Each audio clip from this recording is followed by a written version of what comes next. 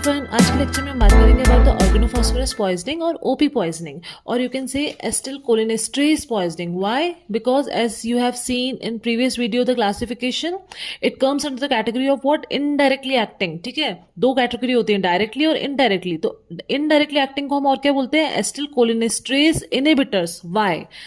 सो ये भी हमने पहले वीडियो में देख चुके हैं, हम पढ़ चुके हैं already. You can see all the videos in playlist now. Okay, so जब एसिटिलकोलिन सिंथेसाइज होता है, जब वो साइनेप्स में रिलीज होता है, तो वो एसिटिलकोलिन कहाँ पे एक्ट करेगा? पोस्ट साइनेप्टिक रिसेप्टर्स पे. ओके, बट क्या होता है, एसिटिलकोलिन जब रिलीज होता है तब there is an enzyme called as acetylcholinesterase. अब ये एस लग जाता है किसी भी वर्ड के आगे, तो मतलब क्या होता है, वो एंजाइम क्या है, वो ब्रेक डाउन करेगा. तो ऐसे ये एंजाइम किसको ब्रेक डाउन करेगा? एसिटिलकोलिन को. ठीक है, तो जब एसिटिलकोलिन ब्रेक डाउन होगा तो वो किसमें कन्वर्ट हो जाएगा? कोलिन और एसीटेट में. तो वो काम नहीं कर पाएगा. ठीक है, तो दैट्स वाई हमें तो क्या करना है, एसिटिलकोलिन एक प्रॉपर अमाउंट में चाहिए ताकि एसिटिलकोलिन कहाँ पे एक्ट कर सके? पोस्ट साइनेप्टिक रिसेप्टर पे एक्ट करके एक पर्टिकुलर रिस्पॉन्स शो कर सके. बट ये एंजाइम ने इसको इनहिबिट कर दिया. तो अगर हम इस एंजाइम को ही इनहिबिट कर दे, अगर मैं इसका काम रोक दूं, तो क्या ये ब्रेक डाउन होगा एसिटिलकोलिन? नहीं होगा. तो ये एसिटिलकोलिन कहाँ पे एक्ट करेगा? सीधा पोस्ट साइनेप्टिक रिसेप्टर्स पे एक्ट करेगा. दैट्स वाई हमने यहाँ से दो कैटेगरी और की ड्रग्स निकाली, या फिर दो क्लासिफिकेशन हमने ऐसी किया कि दो कैटेगरीज में हमने डिवाइड किया इन ड्रग्स को. एक तो हो गया जो डायरेक्टली एक्ट कर रही है, और एक क्या हो रहा है कि जो अटैक कर रहा था इस पे, एसिटिलकोलिन पे, उसको हमने इनहिबिट कर दिया. तो दैट्स वाई वो नाम निकल के क्या आया? एसिटिलकोलिनेस्ट्रेज इनहिबिटर्स. ठीक है, तो इस कैटेगरी में हम पढ़ चुके हैं ऑलरेडी डिटेल में, रिवर्सिबल एंड ऑल. तो अब क्या है, इरिवर्सिबल में क्या आते हैं? Organophosphates and carbamates. ओके, तो ऑर्गेनोफॉस्फेट्स में क्या क्या आते हैं? Malathion, parathion, diazinon, echothiophate and nerve gases. इससे क्या पता लग रहा है कि मेनली इस कैटेगरी में जो ड्रग्स हैं वो क्या है? इंसेक्टिसाइड्स ही होते हैं. ठीक है, मेनली ये क्या होते हैं? इंसेक्टिसाइड्स होते हैं, जो कि लाइक एग्रीकल्चर और या फिर होम्स, पर्टिकुलर होम में कोई इंसेक्ट्स को किल करने के लिए आप यूज करते हैं. ठीक है, सो क्या होता है, और कार्बामेट्स क्या है?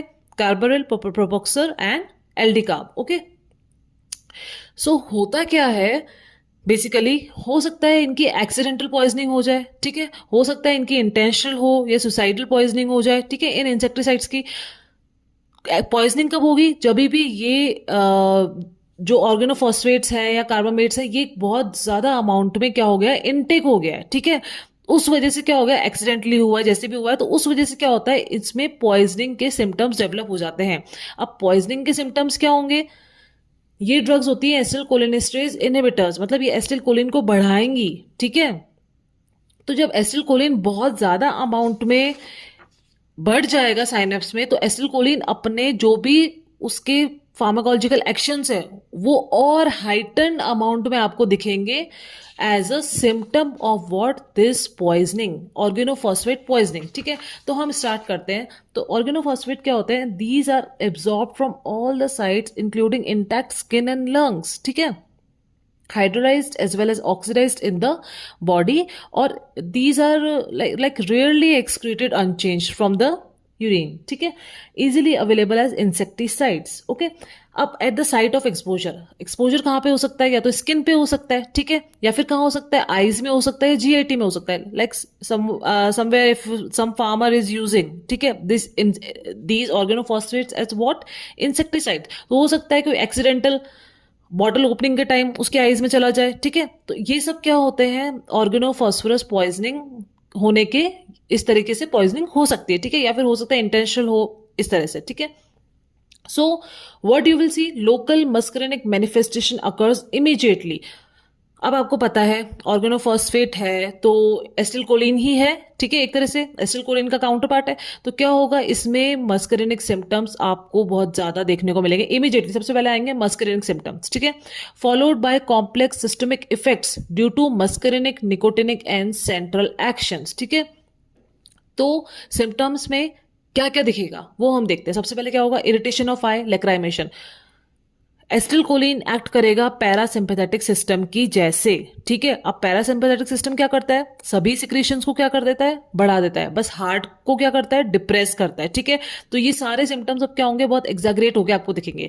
Irritation of eye, lacrimation, salivation, sweating, copious tracheobronchial secretions, miosis, मतलब प्यूपिल छोटा हो जाएगा, ठीक है। Blurring of vision and bronchospasm, breathlessness, colic, involuntary defecation and urination. Okay, अब बीपी में क्या होगा? फॉल इन बीपी, ब्रेडिकार्डिया और टेकिकार्डिया। देखो, टेकिकार्डिया इन रेयर केसेस तब हो सकता है जब निकोटिनिक रिसेप्टर्स भी या फिर निकोटिनिक एक्शन जब एक्ट होता है, जब निकोटिनिक रिसेप्टर्स एक्ट होंगे, एक्टिवेट होंगे, तब you can C tachycardia. Okay, cardiac arrhythmias and vascular collapse. Okay, then we can see muscular fasciculation, मतलब involuntary visible muscle contractions or a group of fiber of muscle contraction you can see, ठीक है, if patient is having organophosphate poisoning, ठीक है। weakness, respiratory paralysis, central as well as peripheral. Okay, this is very common. Respiratory paralysis is much common symptom of organophosphorus poisoning, ठीक है, muscle weakness and respiratory paralysis. Then we have irritability, disorientation, unsteadiness, tremor, ataxia, convulsion, coma, and ultimately death. And death is generally due to what? Respiratory failure. Okay, this you have to mark. Now अब हमने symptoms की बात कर ली, ठीक है। देखो देखो, ये केसेस जो आते हैं वो मोस्टली कब आएंगे? जब आपकी पीएचसी सीएचसी पे कोई पोस्टिंग होती है, ठीक है, जब आपकी लाइक कोई रूरल एरिया है वहां पे अगर आपकी पोस्टिंग है, तब ये केसेस आपको देखने को बहुत मिलते हैं, ठीक है। तो you should be well versed कि उनका ट्रीटमेंट कैसे होता है। तो treatment is what? Termination of further exposure to its poison, ठीक है। आपको जो पॉइजन है उसको आपको सबसे पहले उसकी पॉइजन और जो पेशेंट है उनका जो कांटेक्ट है उसको ब्रेक करना है, ठीक है। तो आप क्या करोगे? सबसे पहले फ्रेश एयर में लेके जाओगे। अब जो स्किन है, म्यूकस मेम्ब्रेन है, जो भी कांटेक्ट में आया उसको आपको वॉश करना है with soap and water. Okay, in some cases if there is need you can do gastric lavage also, ठीक है। Maintain patent airway, obviously vitals आपको सबसे पहले मेंटेन करने हैं। ये सब मेन काम करने के बाद आपको क्या करना है? पेटेंट एयरवे मेंटेन करना है, ठीक है। Positive pressure respiration if it is failing. Okay, then supportive measures क्या है? Maintain BP, hydration, hydration is very necessary, control of convulsions, ठीक है। अगर पेशेंट्स को कोई दौरे आ रहे हैं, ठीक है, तो वो कन्वर्जन्स आपको कंट्रोल करना है with judicious use of what? Diazepam. Okay, so specific measure क्या है इस पॉइजनिंग का? दैट इज एट्रोपिन, ठीक है। ये आपके प्री पीजी एमसीक्यू हो गया या आपके थ्योरी एग्जाम में हो गया। This is very very important. आपको ये रट लेना है कि एट्रोपिन का 2 मिलीग्राम आईवी हर 10 मिनट में रिपीट करना है आपको, ठीक है। इस तरह से आपको एट्रोपिन एडमिनिस्टर करना है। अब ये एट्रोपिन है क्या? आप अभी तक पढ़ रहे थे व्हाट? Cholinergic drugs. आप कोलिनर्जिक ड्रग्स पढ़ रहे हैं तो इसके एंटी कोलिनर्जिक ड्रग्स भी होंगी, ठीक है, जो पैरासिम्पैथेटिक सिस्टम को क्या करेगी? ब्लॉक करेगी, ठीक है। तो वही जो ब्लॉक करती है, जो इसके अगेंस्ट काम करती है, वो ड्रग कौन सी है? Main atropine. जैसे ये एसिटिलकोलिन पढ़ा था आपने, वैसे ही क्या है? एट्रोपिन है, ठीक है।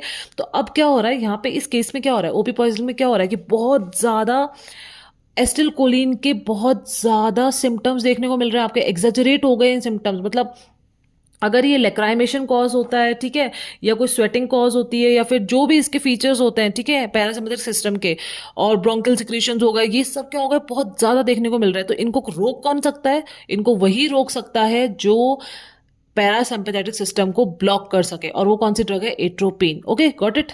तो तब तक आपको देना है। अब इसका सिम्टम क्या होगा भाई? अगर सलाइवेशन करने का काम है पैरासिम्पैथेटिक सिस्टम का, तो सलाइवेशन को रोकने का काम किसका होगा? जो पैरासिम्पैथेटिक सिस्टम के ऑपोजिट काम करेगा, that is anticholinergic.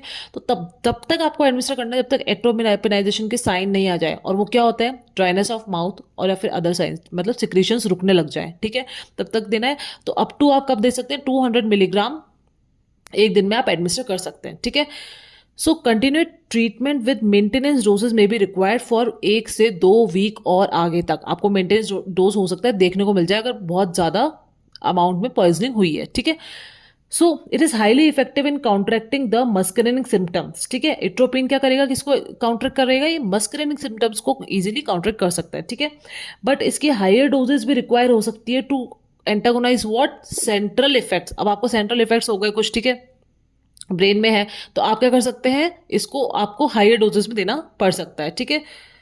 But does not reverse peripheral muscular paralysis which is nicotinic action. अब निकोटिनिक भी अब पॉइजनिंग जो हुई है उसमें मस्करिन और निकोटिनिक दोनों रिसेप्टर स्टिमुलेट हुए हैं, ठीक है, दोनों पे एक्ट किया है उसने एसिटिलकोलिन ने।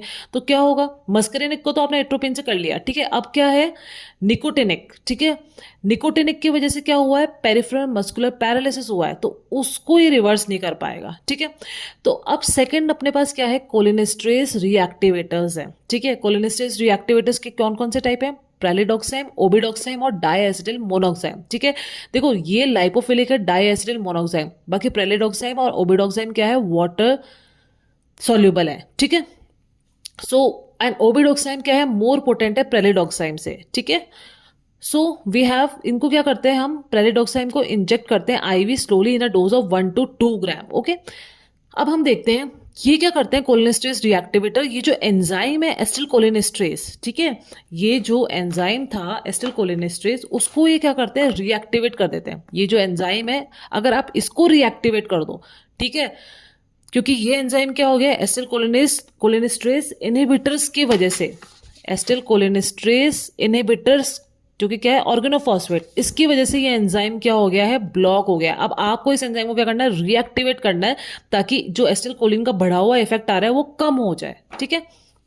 वो कैसे होगा, आपको रीजनरेट करना पड़ेगा। तो ये एसिटिलकोलिनेस्ट्रेज है, इसकी दो साइट है, देखो A for anionic site and E for esteratic site, ठीक है।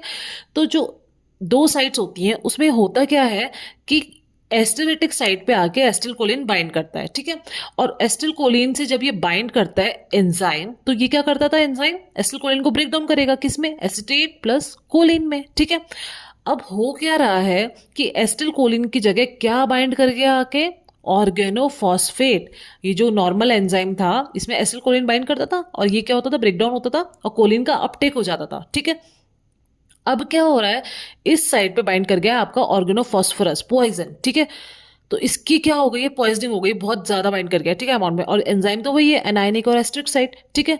देखो अब होता क्या है, जो आपके पास दो ये जो ड्रग्स हैं, ठीक है, कैटेगरी की, ऑर्गेनोफॉस्फेट और कार्बामेट्स, ठीक है।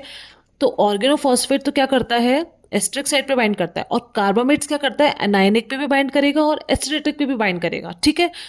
इसका आगे हम देखेंगे एप्लीकेशन, क्यों मैं बता रही हूँ आपको। तो अब ये ऑर्गेनोफॉस्फोरस ने क्या करा, इनहिबिट कर दिया ये एंजाइम को, ठीक है, क्योंकि ये बाइंड करके तो एसिटिलकोलिन तो बाइंड नहीं कर सकता, एंजाइम इनहिबिट हो गया। अब आप क्या एडमिनिस्टर करोगे, प्रेलिडोक्साइम, मतलब ऑक्साइम में से आपने सपोज प्रेलिडोक्साइम एडमिनिस्टर किया, तो ये प्रेलिडोक्साइम या फिर ये ऑक्साइम ऑर्गेनोफॉस्फोरस के साथ क्या करेगा, बॉन्ड बनाएगा, ठीक है। तो ये जो बॉन्ड बनेगा, this bond formation is called as oxime phosphonate. जो इसका ऑक्साइम पार्ट है वो इसके फॉस्फोरस पार्ट से क्या करेगा, बॉन्ड बनाएगा।